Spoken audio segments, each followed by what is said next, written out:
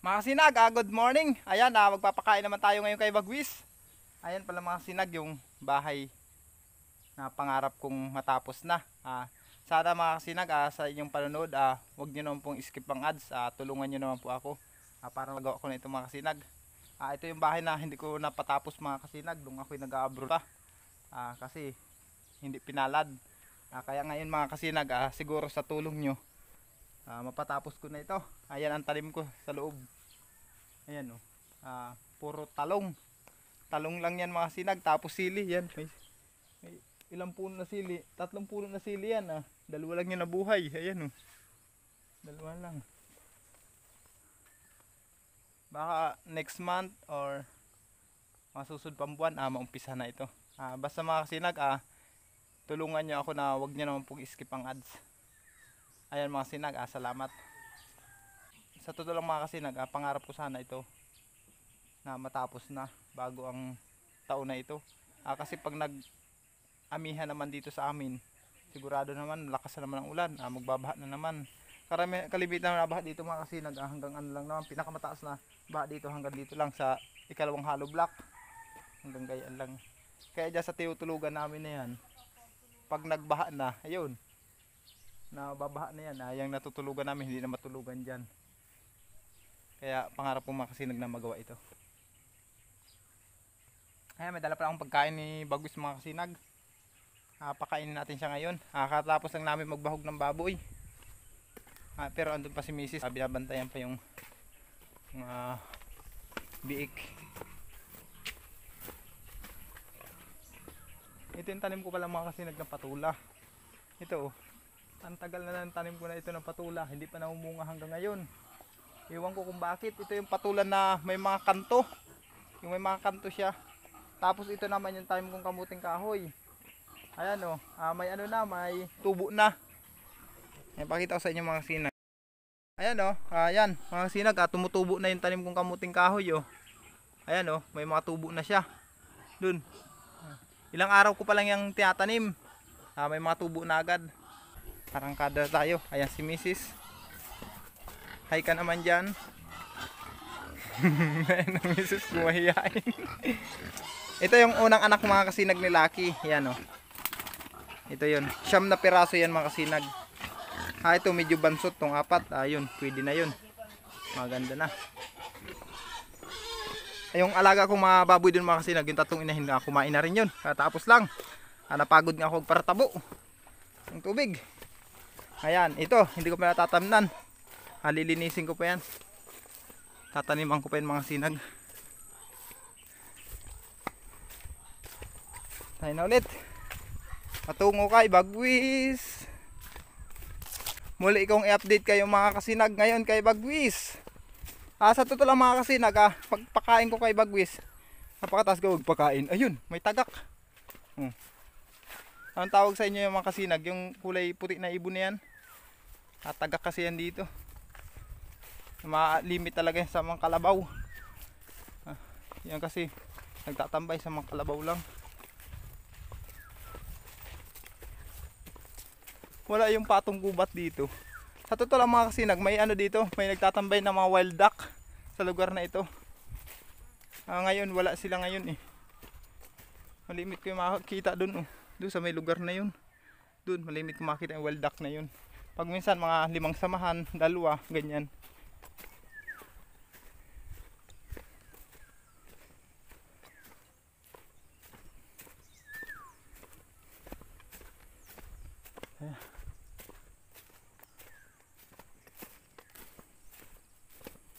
Tingnan naman natin kung nandun na naman si Bagwis.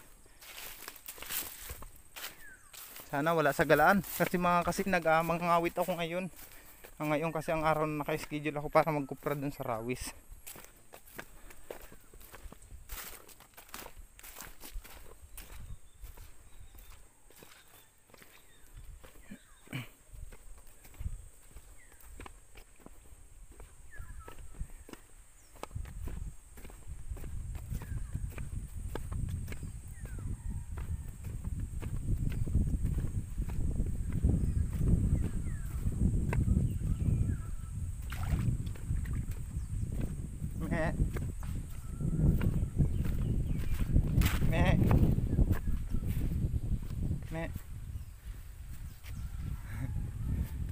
kaibigan ni Bagwis.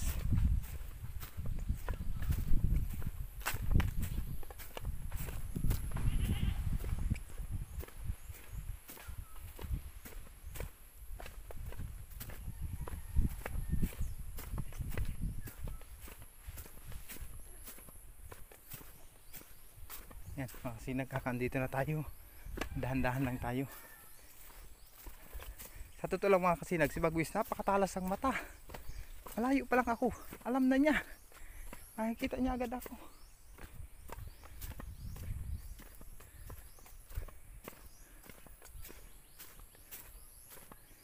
Dito tayo dadaan sa gilid.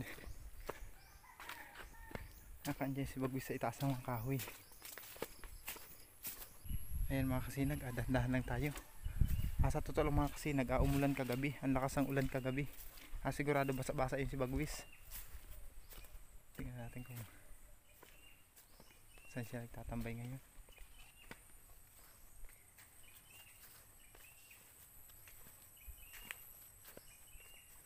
Alamin natin mga kasinag kung nasa si Bagwis.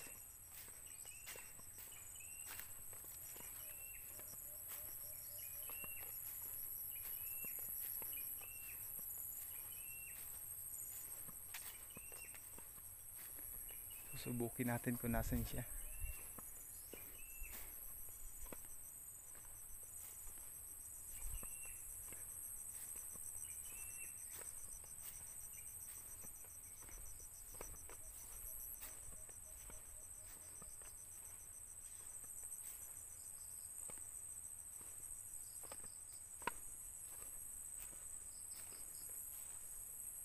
Saan kasi Bagwis?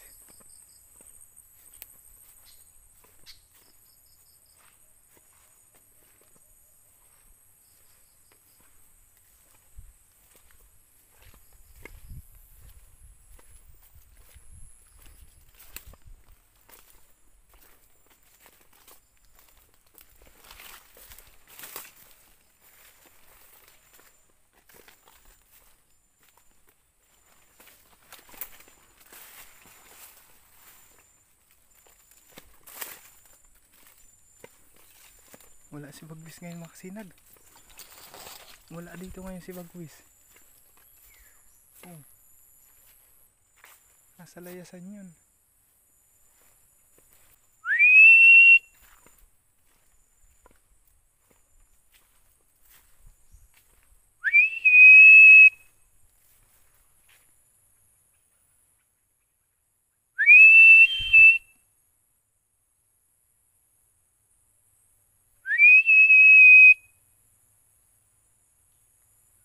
Bagwis!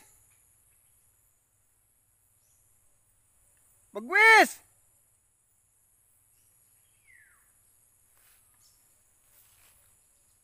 Bagwis!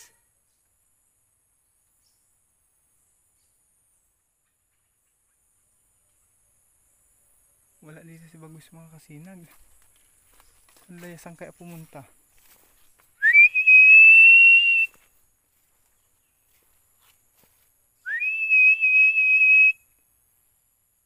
Bagwis!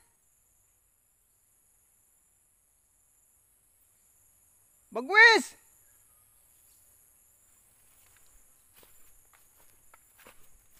Wala sa layasan yun.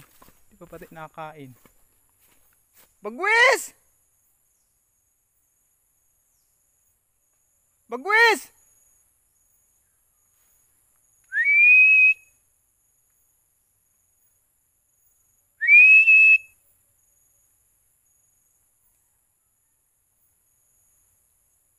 Lumayo siguro mga kasinag. Kasi nag-ulan kagabi eh.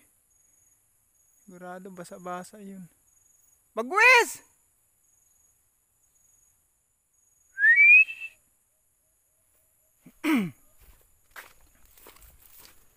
Pasok daw tayo dito.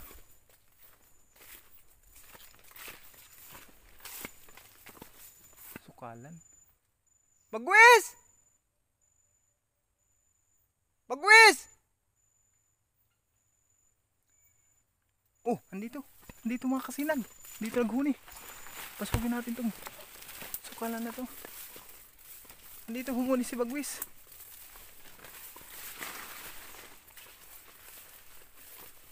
Bagwis! Bagwis!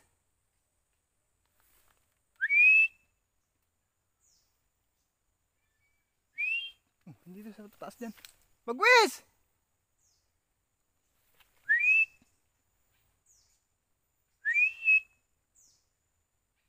Bagwis, may dala akong pagkain! Bagwis!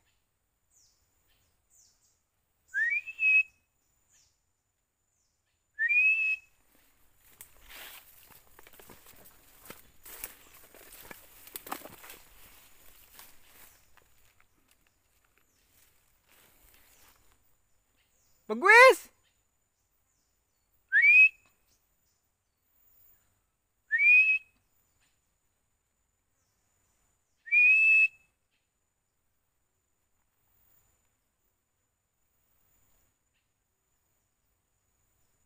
Andyan humuni mga kasi si Bagwis sa parte dyan oh. Akaso hindi nalapit. Gubatan na kasi oh. Bagwis!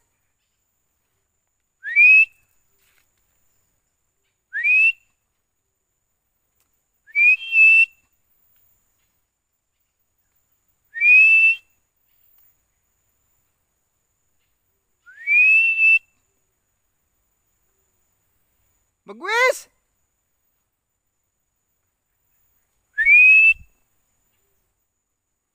Hindi kasi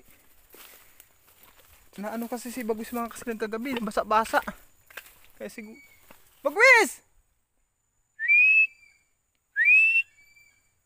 Madala kong pagkain, halika!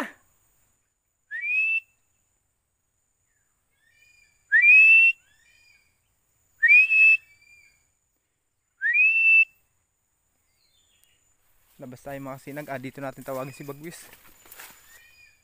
Palabasin natin dito. Hindi ko mapapakain si Bagwis dyan. Gubatan yan eh. Bagwis! Sukalan to.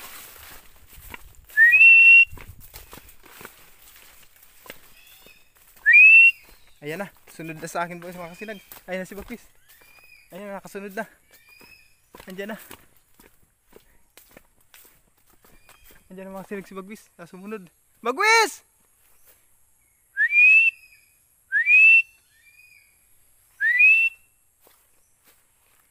Halika, kumain ka na. Bagwis!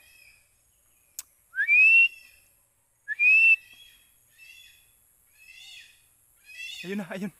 Ayun mga sinag. Ayun sa palapa ng nyug. Ayan o.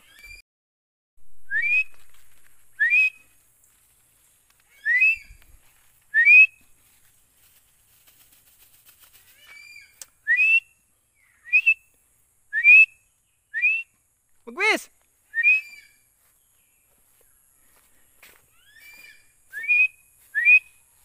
Bagwis!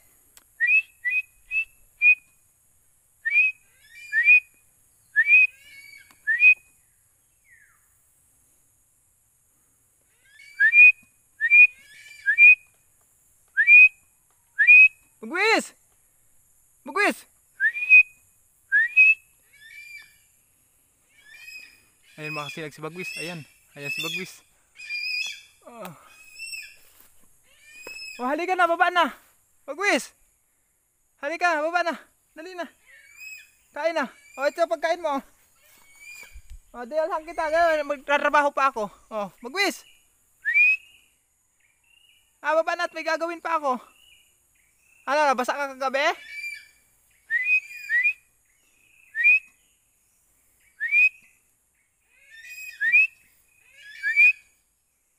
Halika na.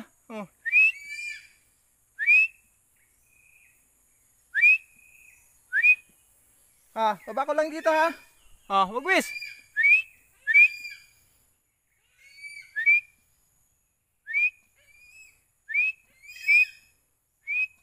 Baba ko lang dito. Halika na, baba na. Kumain ka na. Sige na, baba na dyan.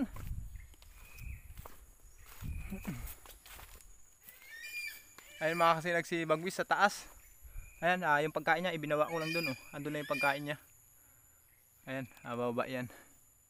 Dumistansya lang tayo doon sa ano, kung nasaan yung pagkain. Lumayo lang ako para pagbaba ni Bagwis mga kasinag hindi siya maalangan. Ayan siya.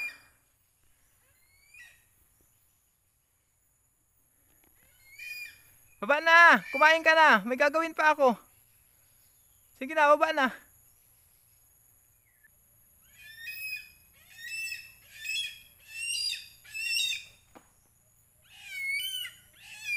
Yan mga silag, si Bagwis. Ang lupit. Ang kisig talaga. Sige, nakain na.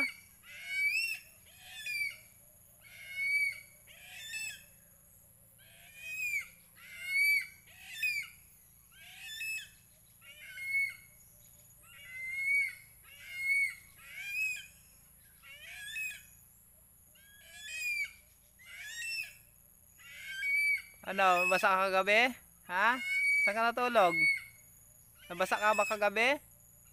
Ha?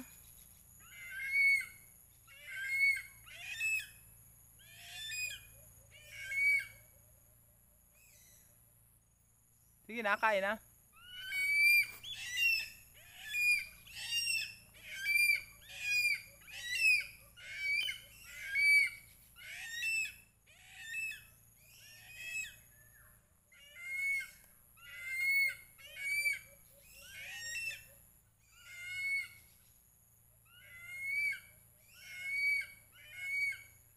Sige na, dalahin mo na sa itaas ang kahoy yan. Dalahin mo sa itaas ang puno yan. Sige.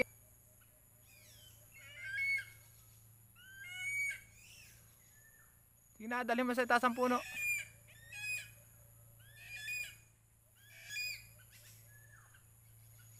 Hinulog mo pa dyan.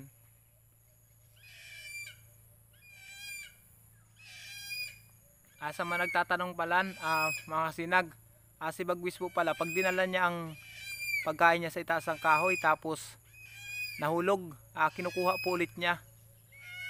Kaya niya pong kunin, bumababa ulit siya para kunin. Kagaya niyan mga kasinag, sumingit yung pagkain niya dun.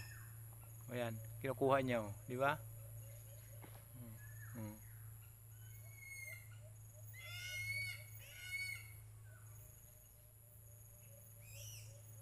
Bata pa talaga si Bagwis.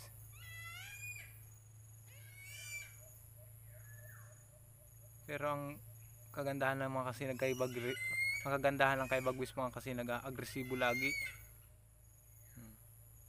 Talagang masigla lagi siya kada makita ko dito.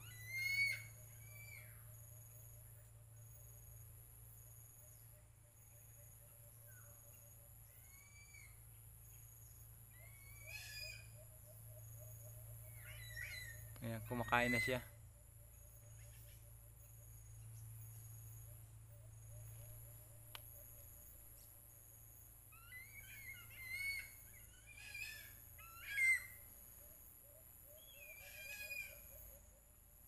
Pakabusog ka ha.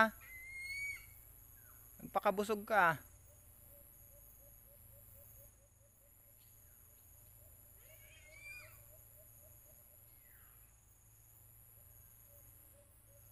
Ayan mga kasinag, antayin ko lang mga kasinag na matapos siyang kumain habang nandito siya sa baba.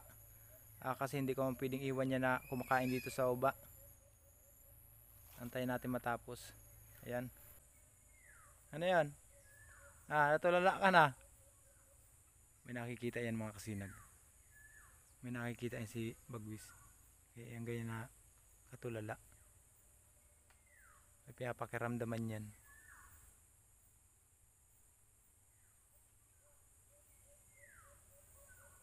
Ayan. Galit siya mga kasinag, may nakikita yan. Kaya nakataas yung balahibo niya sa ulo. Gayaan niya pag may nakikita yan. Malakas kasi ang pakiramdam niya ni Bagwis mga kasinag.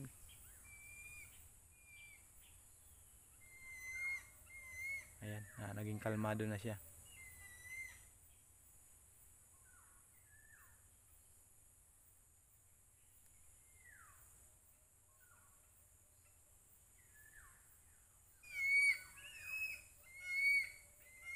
Hindi ko na maaagawin yan. Sige na, kumain ka na. Hindi ko agawin yan.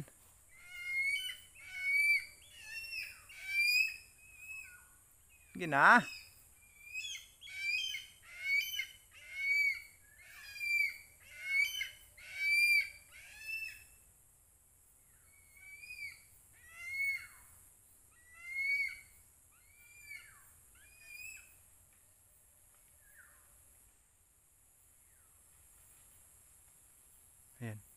Di ba? Lakas ng pakiramdam ni Bagwis. Kaluskos lang ng mga dahon.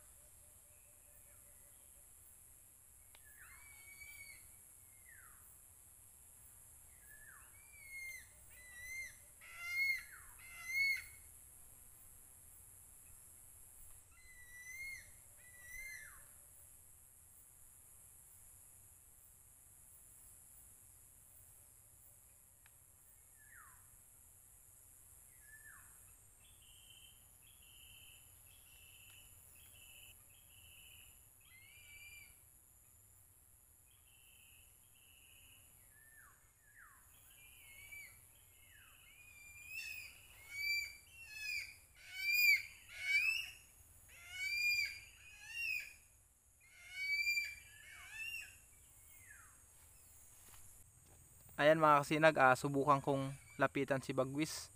Tignan natin kung malusog pa yung kanyang pangatawan. Ngayon mga kasinag, subukan ko kung mahahawakan ko si Bagwis.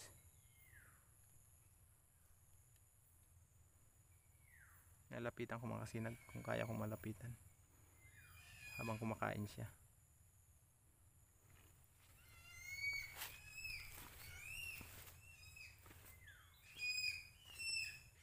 Sige na, kain na. Hindi ko naman kukunin yung pagkain mo. Sige na.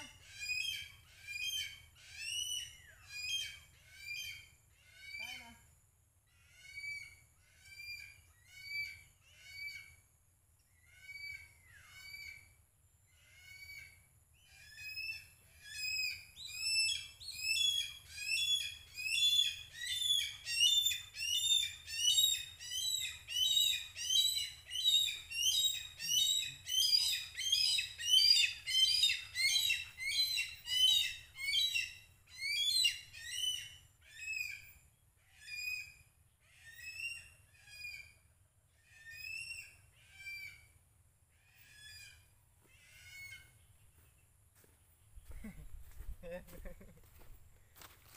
Ayun mga kasinag, malusog pa rin.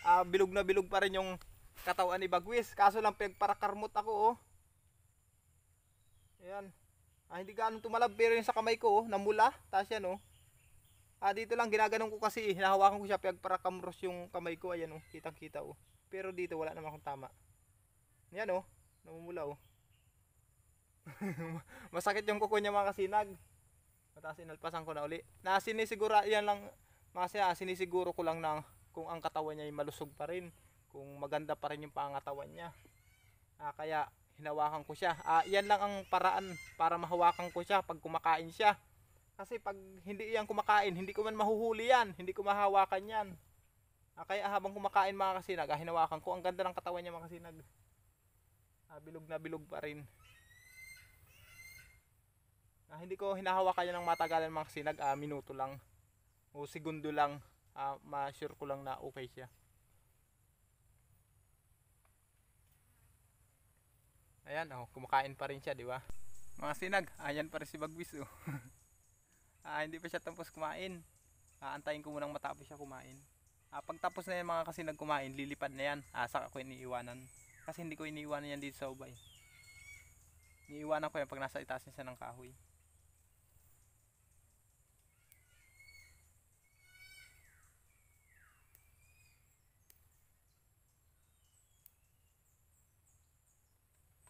Ayan.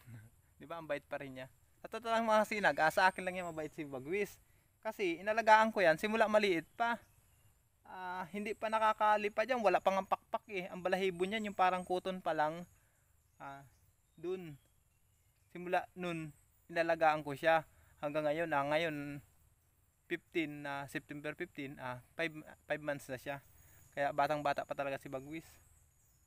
Yung mga bata nung nakaraan mga kasinag, nagkukwento sa amin sa bahay, pumunta.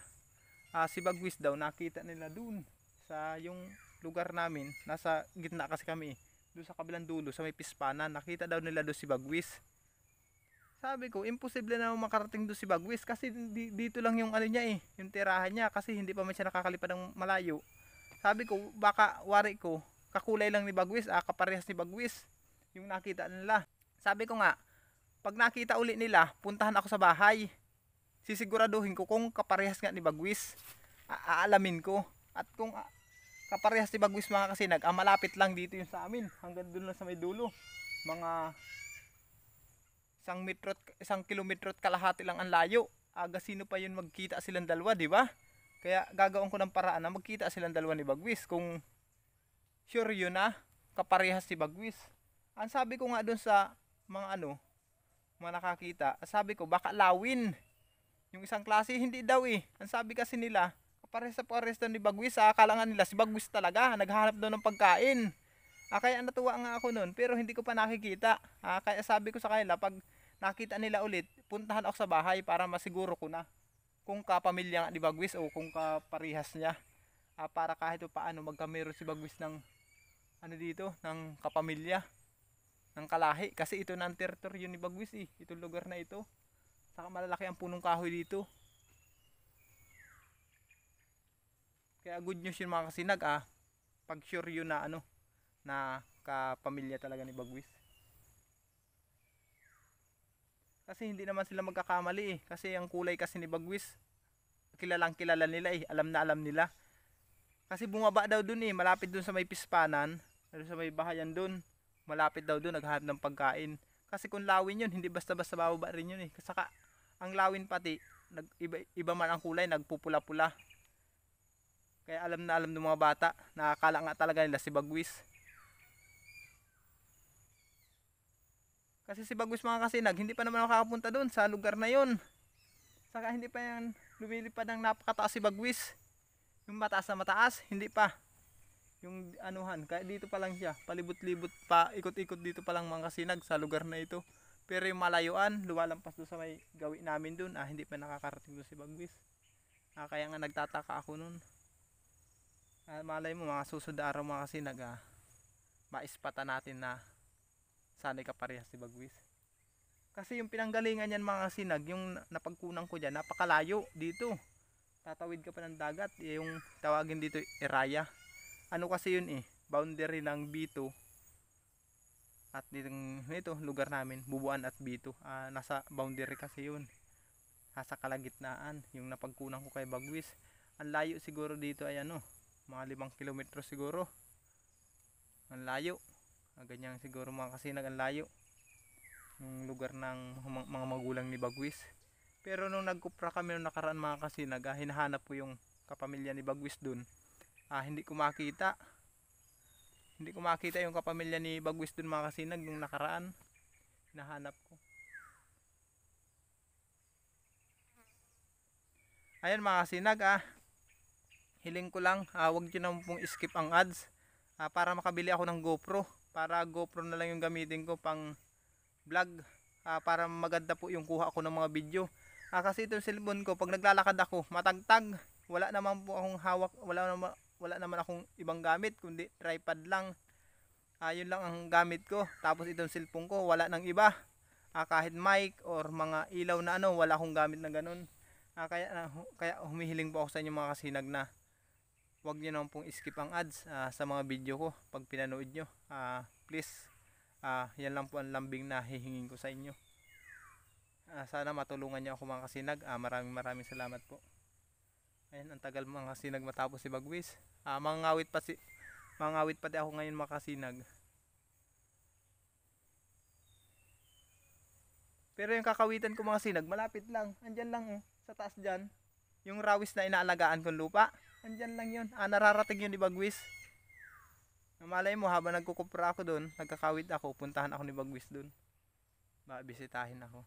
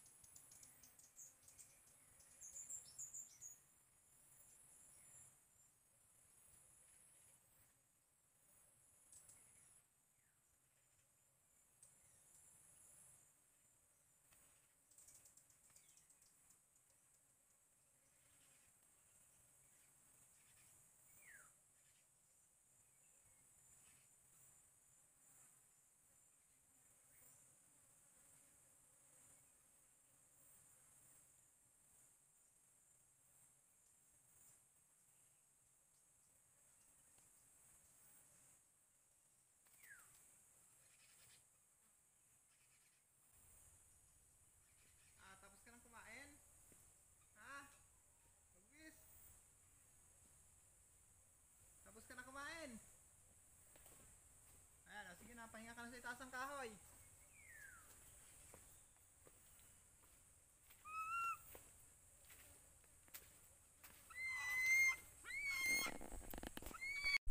Ayan mga kasinag si Bagwis, tapos na siyang kumain. Oh, busog na ulit siya. Ayan mga kasinag, antayin ko na lang siyang makalipad sa itaas ng kahoy. Ayan. Kasi tapos na siyang kumain. Mamayang hapon ko naman ulit siya dadalhan ng pagkain dito mga kasinag. Bagwis, kumusta ka na Bagwis? Ha? Kumusta ka na?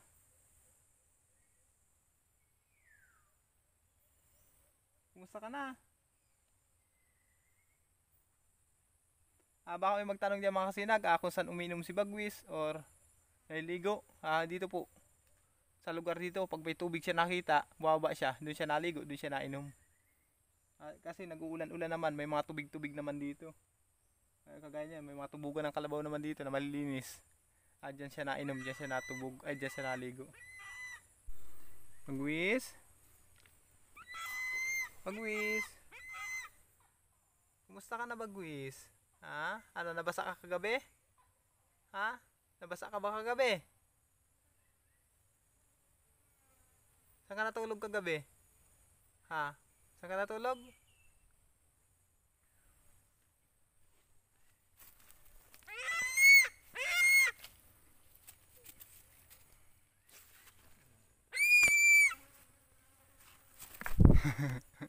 Pag hinahawakan ko siya, ayaw niya.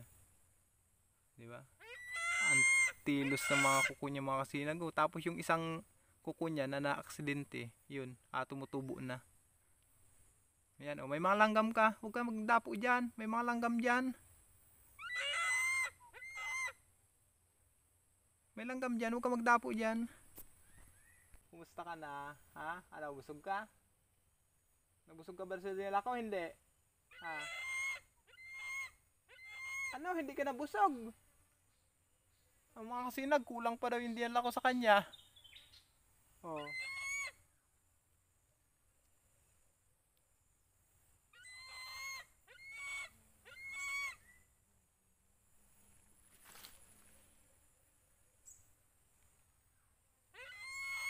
Tagkal natin, may mga langgam.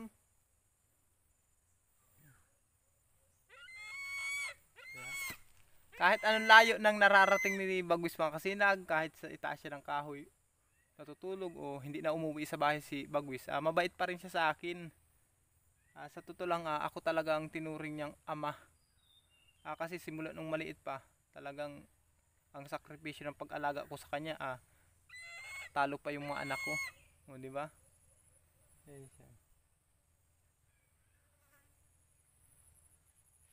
May mga langgam ka sa paa. Alisin mo yung langgam sa paa mo.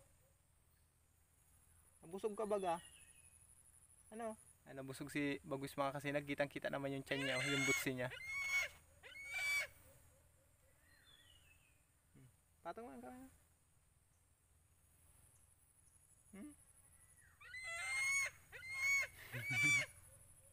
Ang bait talaga niya.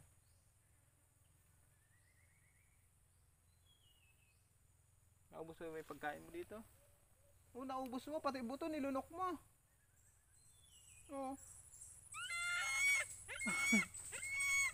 Ang lupit ni Bagwis mga kasinag, pati yung buto nilunok. Wala ka talaga makita wala kang makikita na tira niya.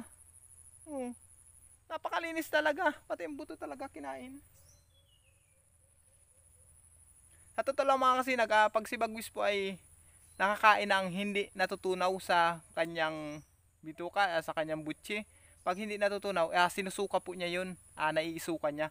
Kasi nung alaga ko pa si Bagwis, yung nasa bahay pa siya, ilang bisis po siyang ganon, kagaya pag pinakain ko, tapos yung pinakain ko sa kanyang karne may mga dahon, yung po hindi natutunaw sa loob ng butsi niya, isinusuka niya po yun, iniluluwa niya yun, bilog na bilog. Ilang bisis nangyari yun, kala ko nga dati may sakit si Bagwis, yung nangyayari yung ganun, yung lagi siya nagsusuka ng ganun, ilang bisis. Yung pala, normal po sa kanya yun. Yung hindi natutunaw, isinusuka niya. Kaya kagaya ng mga buto na hindi natunaw, isinusuka po niya yan. Ayun ang naanohang sa kanya. May nakikita itong mga kasinag Hindi ko alam kung ano nakikita niyan. Oh, laging taas yung balahibo sa ulo. Lubos-lubusin ko na ito mga kasinag. Kasi ngayon lang kami nagkatagpo ulit ng ganito. Yung nagkasama ng ganito, yung sa tabi ko siya. Ngayon lang po talaga. Kaya natutuwa nga ako na kahit paano nag-standby dito si Bagwis. Ayun ang nakikita niya. Ayun mga kasinag, oh. Nakikita niyo ba yun? Ito yung nakikita pala ni Bagwis. Ayan, oh. Oh. Ito. Ito pala yung nakikita ni Bagwis, oh. Alam niyo ito mga kasinag? Ito yung nakikita niya. Tingnan natin kung kakainin niya. Kaya pala nagagalit siya. Nakataas yung kanyang balahibo. Ayun pala yung nakikita niya. Tinitingnan niya. Yung pa yan mga kasinag. Yan yata yung nagiging salagubang. Alam ko yan yung nagiging salagubang eh. Yan sa mga bulok na nyug. Ito kasing kahoy na ito. Bulok kasi. Yun, oh. May dulo. Ayan pala yung nakikita niya. Kaya pala siya nakataas yung niya, yung balahibo niya sa ulo. Oh. Taas kaya pala siya nagagalit. Kala ko kanina kung ano yung kinagagalitan niya. Sabi ko sa lakas ng pakiramdam niya baka may kung anong hayop dito sa palibot. Wala naman pala. Ayan lang pala nakita niya. O sige na. Doon ka na sa itaas ng puno kasi magkakawit pa ako. Magtrabaho pa ako Bagwis. Mamaya dalhan ulit kita pagkain ha. Tagalin ko itong yan o langgam. Langgam sa paa mo. Puro langgam baga. Paano, alis na ako? Sige na, lipad na.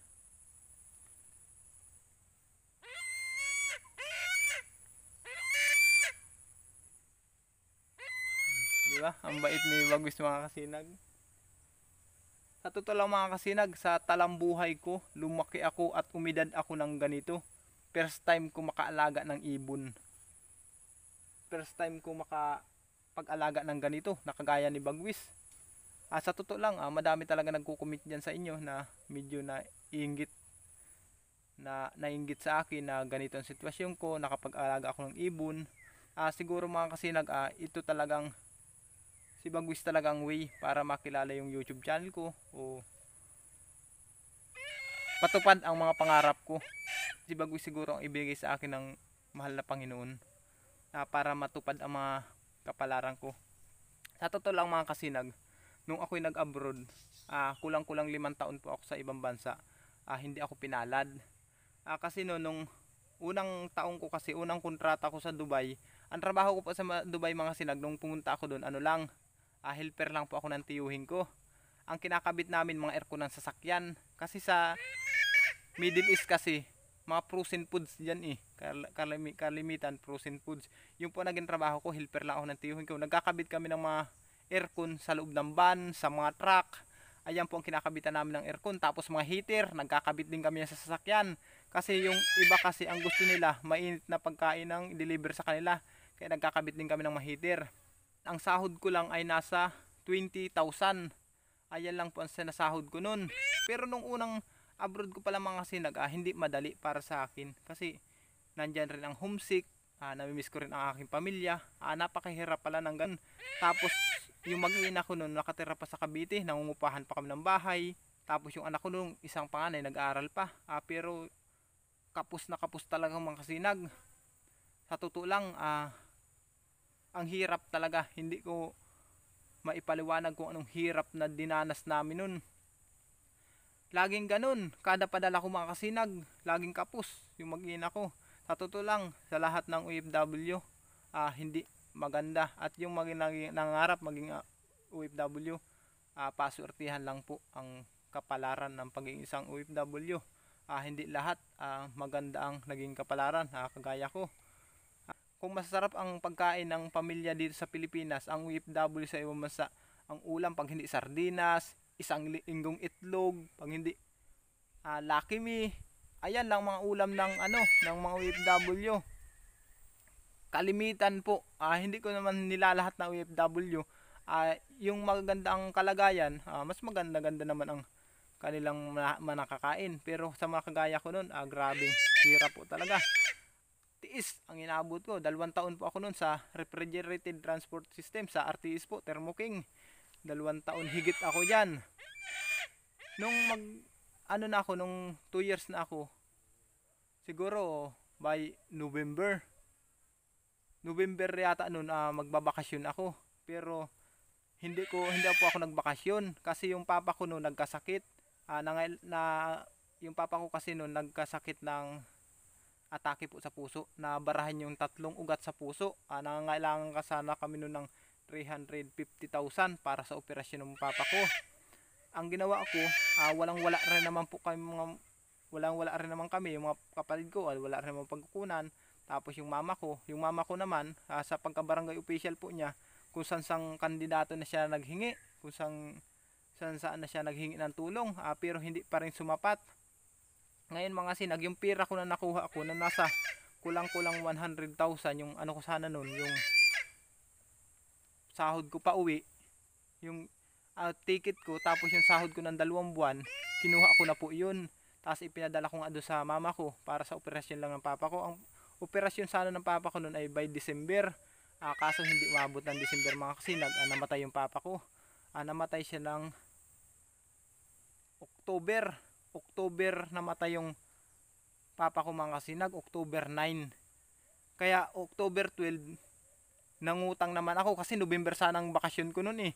Hindi pa nadating ng November, October pa lang, nandun pa ako, namatay na yung papa ko. Kaya ang ginawa ko, nangutang naman ako ng pantikit sa bus ko, tapos nagutang ako ng pocket money ko. Nagutang po ako sa company namin nasa 70,000.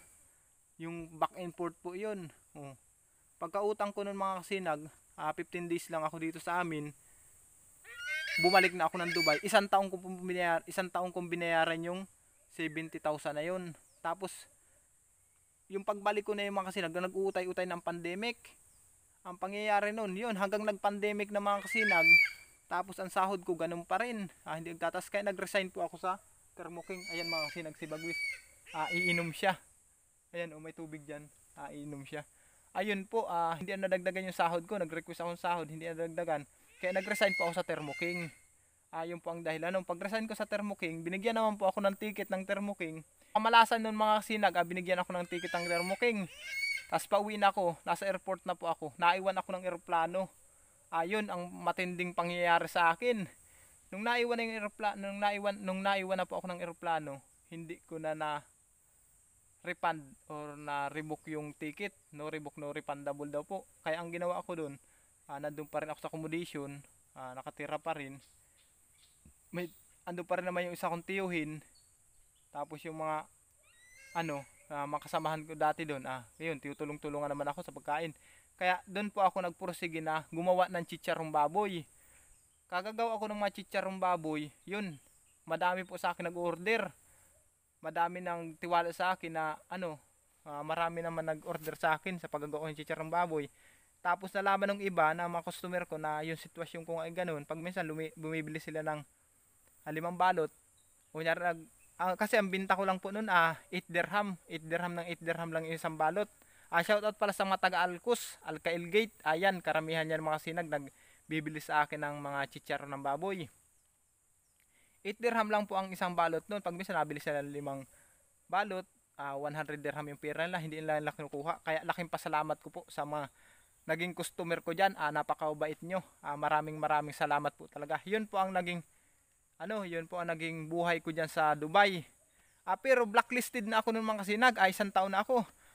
Lumapit din naman ako sa Embahada ng Pilipinas.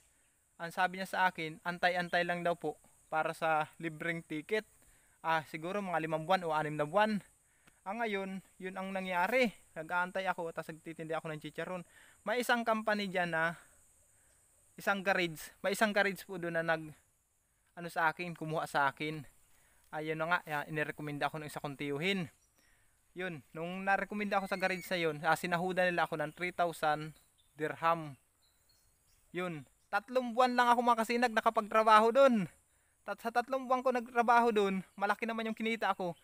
Nagpatayo ako ng bahay. Siya na po yung pinagawa kong bahay, kaso hindi natapos. Yun po ang nangyari, hindi kinaya. Kasi sa 3 buwan na yung kasagsagan ng pandemic, wala nang halos pumapasok na trabaho doon sa garage. Wala na talagang income. sabi nila boss, hindi nila din ako mabibisaan, hindi nila ako mabibigyan ng bisa. Yun ang sabi nila. Kaya ang ginawa ko po, nag-decide ako na umuwi ng Pilipinas. Nakaipon naman po ako nun ng pera. Bumili po ako ng ticket ko. Tapos, shoutout pala sa mga naging kaibigan ko sa TikTok. Yung iba po kasi yung kaibigan ko sa TikTok ay kay Ate Tere Fred, kay Glee, kay Ate Glee, kay Mami Juby. Ayan, mga kaibigan ko sa TikTok, mga kasinag. Sila nagbili ng pasalubong ko sa mga bata. Sila nagbayad ng aking outpass. Tapos nagbigay pa yung mga iba, nagbigay pa ng pang allowance ko. Pandagdag din doon sa ticket ko. Nung nakauwi na ako dito, mga kasinag, laking pasalamat ko. Sabi ko sa mahal na Panginoon, sisikapin ko na talaga na dito lang ako sa Pilipinas, na hindi na po ako mag-abroad. Kasi yung maging karanasan ko doon, hindi maganda. Pero may kapatid po ako doon, mga sinag, na naiwan. Isa yung sinundan ko.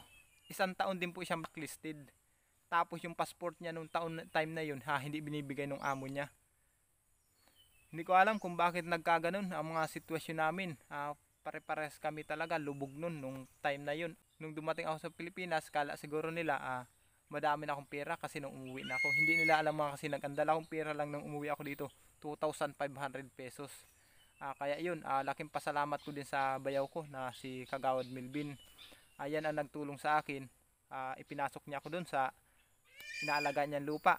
Arawan, 300 lang ang araw, pero yun ang nag-survive sa akin, mga kasinag, sa gastusin ng pang araw-araw ng aking 3 anak na estudyante, sa gastusin namin araw-araw.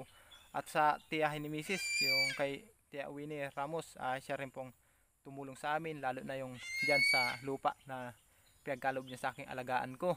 Tapos yung palayan, hinabili sa akin, tapos ngayon binigyan pa kami ng alagaan mga baboy. Tapos yung yung bangka, ayan, maraming salamat po. Yan ang naging karanasan ko, mga kasinag, sa Dubai. Kaya kasi nung nakaraan may nagtatanong ngayon, mga kasinag, nakwento ko na. Kaya sa mga mag-abroad dyan, pag-isipan nyo pong maigi. Kasi kung dito rin lang naman sa Pilipinas magsisikap ka, susumikap ka, halos ganun din naman basta, mga kasinag, bahala na po kayo kung nasan talaga ang kapalaran nyo, kasi kayo naman talaga maghahanap ng kapalaran nyo. Ayan, si Bagwis, mga kasinag, lumapit na naman sa akin. Ayan lang po ang maikwento kong buhay ko, mga kasinag. Ayan ang naranasan ko sa ibang bansa. Kaya ngayon, ang lambing ko lang po sa inyo, tulungan nyo po ako na huwag nyo pong skip ang ads sa panonood nyo. Ayan lang pong hiling ko sa inyo, mga kasinag.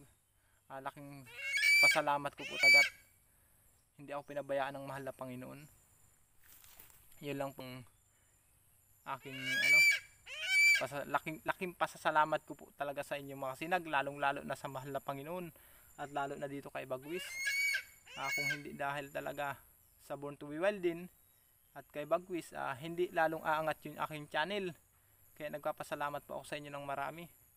Kaya ngayon, mga kasinag, nagsusumika po talaga ako na makaahon man lang kami, lalo ng aking mga anak.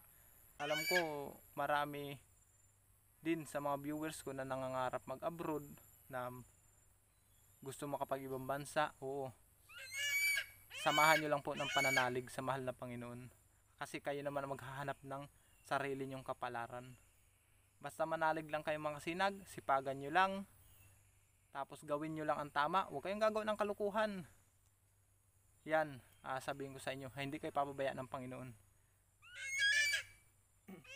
Ayan, para si Bagwis, mga kasinag, habang kinikwentuhan ko kayo, hindi ako iniwanan ni Bagwis.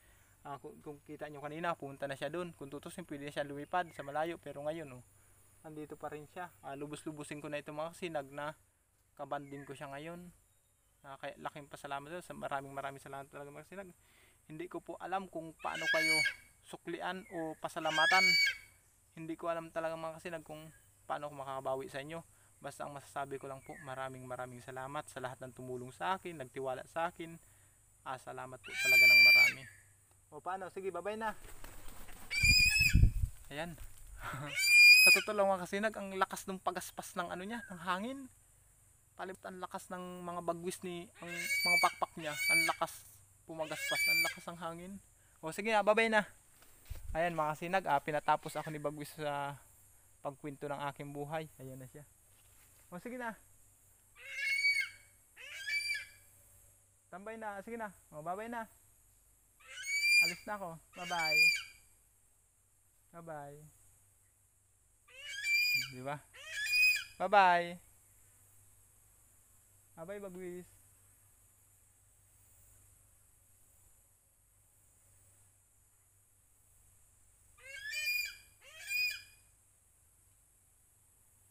O, paano yung mga kasinag? Hanggang dito lang. Kasi magkukupra pa po ako. Mangawit pa ako ngayon. Update ko lang kayo sa mga susunod na araw ulit. Bye bye mga kasinag. Salamat.